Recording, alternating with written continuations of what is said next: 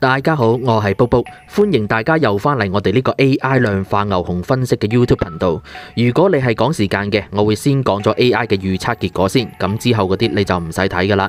今日係2025年4月14號禮拜一，製片時間係下晝嘅2點20分。AI 嘅預測結果，2025年4月15號禮拜二，恒指繼續上升，但係升幅就已經係收窄噶啦。咁預測結果準定唔準呢？我都會喺當日收市之後喺留言區度公布翻嘅。正所謂風水佬呃你10年8年 ，AI 最多都係呃到你聽日。如果中嘅，記得訂閱、俾 like、撳埋個鐘仔。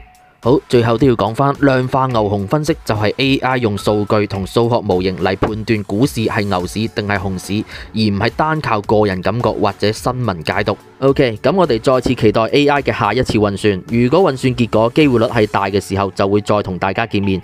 記得訂閱同開啟通知。我哋下次見，拜拜。